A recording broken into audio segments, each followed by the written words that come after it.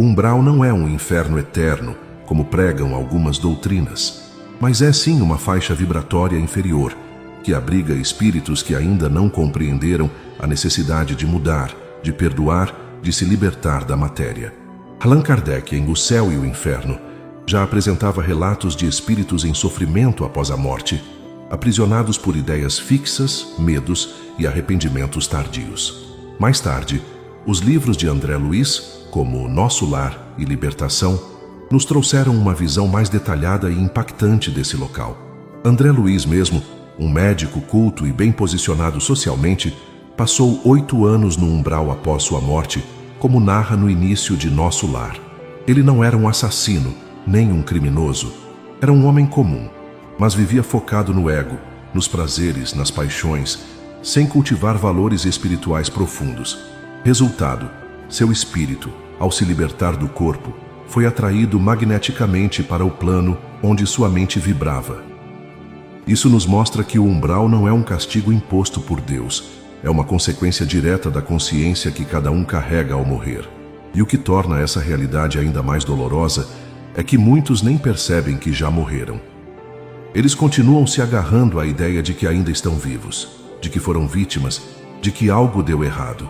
E assim, presos em suas próprias crenças e emoções, permanecem em uma prisão sem grades, mas com dor real, a prisão mental após a morte. No umbral, o sofrimento não vem de chicotes de fogo ou de castigos impostos por algozes invisíveis. A dor mais aguda, mais cortante e mais cruel é a dor da consciência.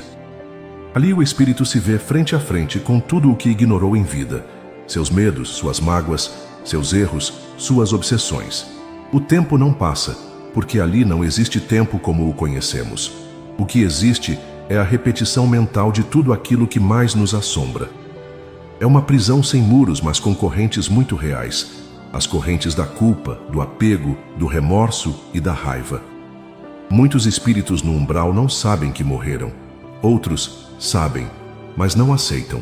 Alguns se recusam a abandonar a casa onde viveram e ficam vagando nos mesmos cômodos, tentando abrir portas que já não existem mais. Outros perambulam pelas sombras, sentindo fome, sede, frio, não porque seus corpos exijam isso, mas porque a mente ainda está tão ligada à matéria que projeta essas sensações. Imagine um espírito que passou a vida inteira apegado aos prazeres físicos, bebidas, dinheiro, vaidade, controle, sexo desenfreado. Ao desencarnar, sua mente ainda busca tudo isso, e por não encontrar, entra em colapso. Sente fome, mas não pode se alimentar. Sente sede, mas não encontra água. Sente angústia, mas não compreende o porquê. Esse é o umbral, não um lugar fixo, com endereço, mas um estado vibracional de sofrimento autogerado, habitado por milhares, talvez milhões, de espíritos que não estão prontos para aceitar a verdade sobre si mesmos. No livro Libertação, André Luiz descreve regiões densas e sombrias onde espíritos vagueiam sem rumo, cobertos por lama psíquica, sob um céu escuro e opressor. Eles choram, gritam, tentam fugir, mas não há para onde ir, porque a prisão real não está fora, está dentro. Eles estão presos a si mesmos àquilo que construíram mentalmente por toda a vida. E o que torna o sofrimento ainda mais cruel é a solidão. No umbral, cada um vive com sua própria mente como companhia. E quando a mente é atormentada, a companhia é um pesadelo. Não há distrações, não há máscaras sociais, não há fingimento. O espírito se vê como realmente é. E isso, para muitos, é insuportável. É por isso que tantos clamam por socorro, não por punições alheias, mas pelo peso da própria culpa, pela dor das oportunidades desperdiçadas, pelos amores que não viveram, pelas palavras de perdão que jamais disseram. O umbral, então, não é o inferno de chamas descrito em imagens medievais. É a projeção do nosso estado interior. E quanto mais densa for a vibração mental do espírito, mais escura será sua morada temporária após a morte. Mas mesmo ali, a misericórdia divina nunca está ausente. E quando o espírito começa a aceitar sua dor como oportunidade, a esperança começa a nascer. O umbral não é uma região única, uniforme. Ele se estende em diferentes camadas vibratórias, que variam de acordo com o nível de perturbação mental e moral dos espíritos que ali se encontram. Quanto mais denso é o padrão mental da alma, quanto mais pesada sua consciência, mais profunda é a região em que ela desperta. Nas faixas superiores do umbral estão os espíritos que ainda guardam culpa, apego e sofrimento, mas que já demonstram sinais de arrependimento. Sentem saudade da vida, dos afetos e pressentem que algo está errado, mas ainda não compreendem o que fazer. Perambulam em regiões enevoadas, entre ruínas psíquicas e paisagens que lembram cidades abandonadas, criadas pela mente coletiva de seus habitantes. Já nas regiões medianas estão os espíritos mais perturbados emocionalmente, muitas vezes agressivos, cínicos ou revoltados. São aqueles que ainda culpam os outros pela própria dor, que negam sua condição espiritual, que vivem em bandos organizados, reproduzindo comportamentos da vida material: ciúmes, intrigas, dominação, manipulação.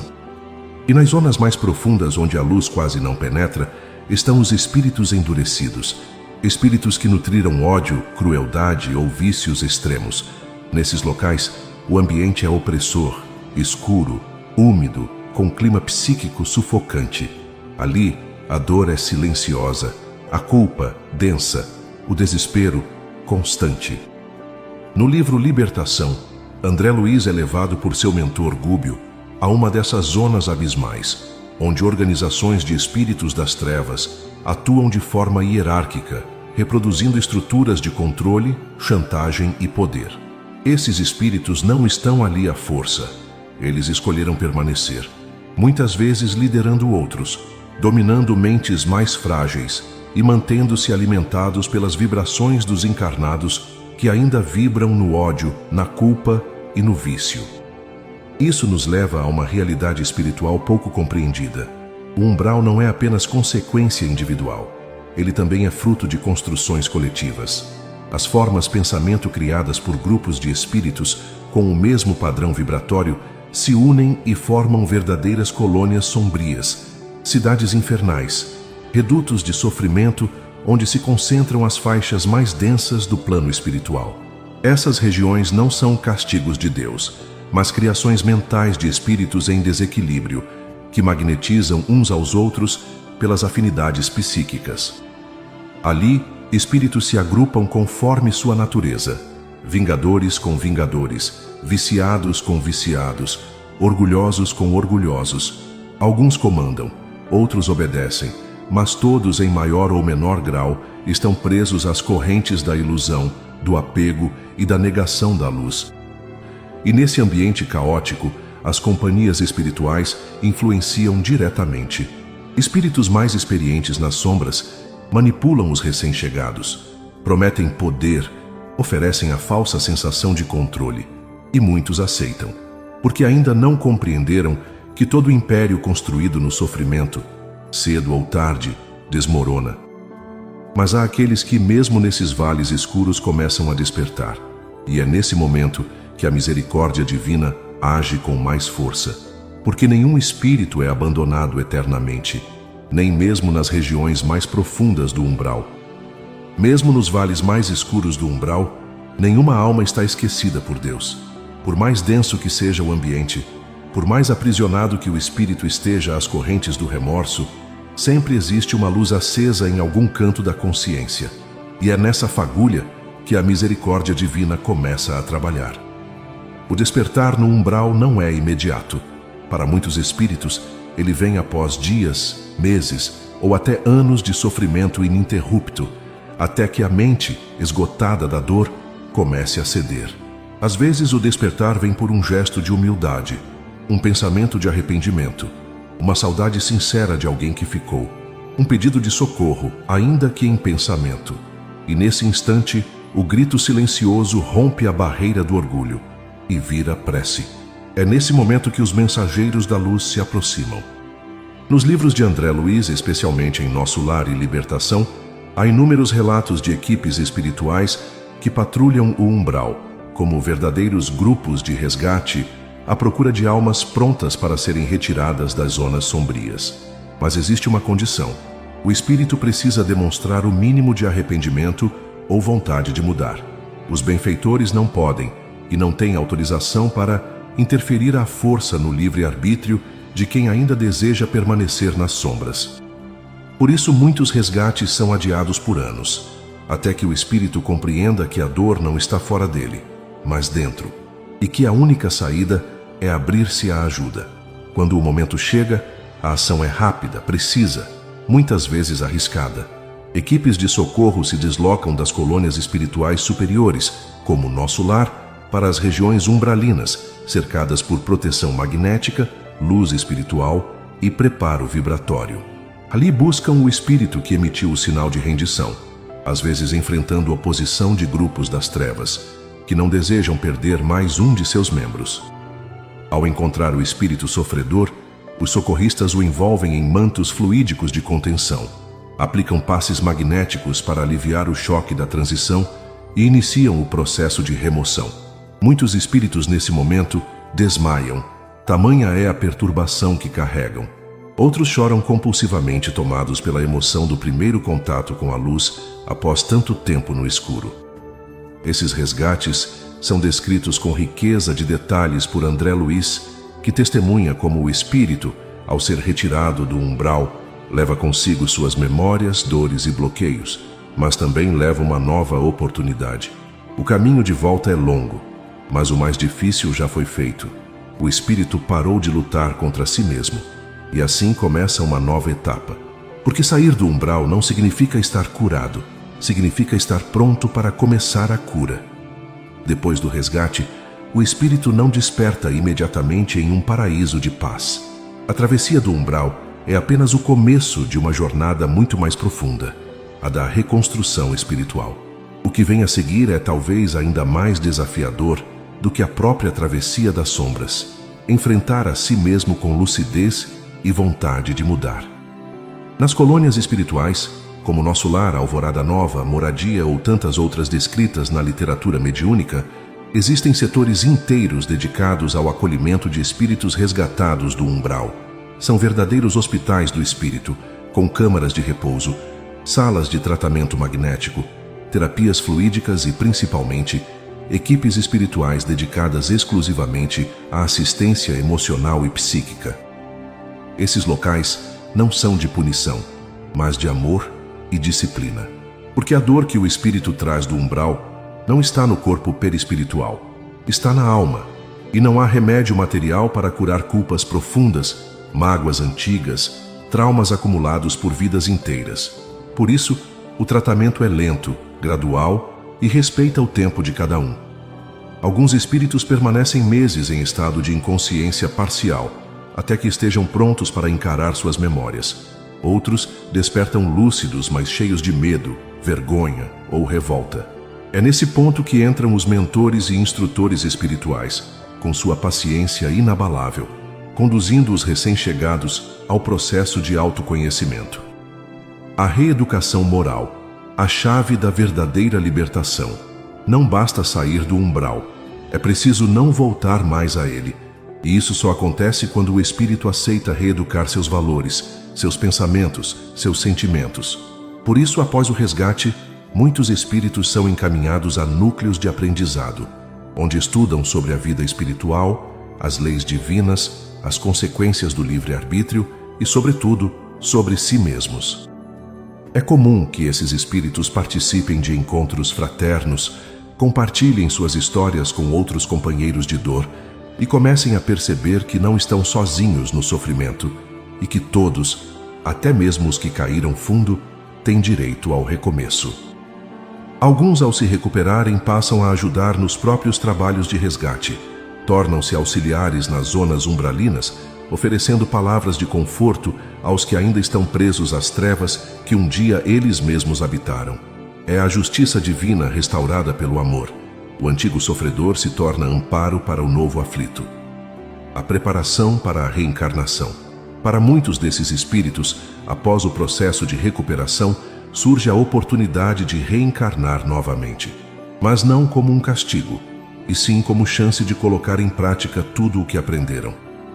A nova vida será marcada por provas, sim, Talvez venha com limitações físicas, perdas, desafios morais, mas será também uma vida cercada por oportunidades de reparação, amor, serviço e superação. Porque é no corpo físico que o espírito tem, muitas vezes, as melhores ferramentas para consolidar sua evolução. Assim, o umbral que parecia o fim, torna-se o ponto de partida para uma nova vida espiritual, mais consciente, mais lúcida e mais livre. O umbral assusta porque nos mostra, sem máscaras, a verdade sobre nós mesmos. Ele é o espelho que não deforma, o reflexo fiel da nossa vibração íntima, o retrato da alma que não teve coragem de olhar para dentro durante a vida física. Mas o umbral não é o fim do caminho. Ele é, muitas vezes, o começo do verdadeiro despertar. Nenhum espírito está condenado ao umbral para sempre. Nenhuma alma está irremediavelmente perdida. A justiça de Deus é inseparável da sua misericórdia. O que mantém o espírito preso ao sofrimento não é uma sentença divina, é o estado de consciência em que ele escolheu permanecer. E da mesma forma, o que o liberta não é um milagre exterior, é a decisão interna de mudar. O espírito que clama, que chora, que pede ajuda, mesmo que em pensamento, já não é o mesmo que caiu. Ele começou a se levantar. E quando o primeiro pensamento de arrependimento rompe as trevas interiores, a luz espiritual começa a se aproximar. Sim, há sofrimento. Sim, há dor. Mas também há socorro. Há equipes de resgate que vigiam continuamente os vales do umbral. Há colônias espirituais organizadas, preparadas para receber cada alma que, enfim, aceita ser ajudada. Há instrutores e mentores que, mesmo à distância, acompanham silenciosamente cada espírito, esperando pelo momento certo de agir.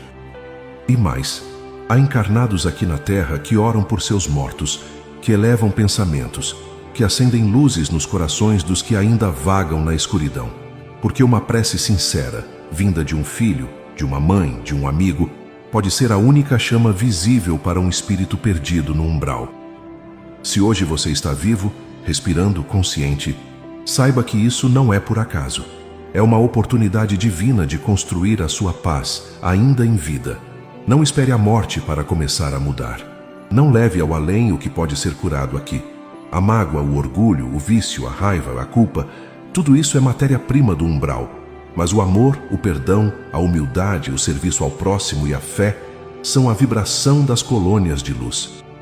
O umbral não precisa ser o seu destino, mas se for, e que seja apenas uma travessia, um despertar, um convite ao retorno, porque mesmo na escuridão mais densa, Deus jamais desiste de uma alma.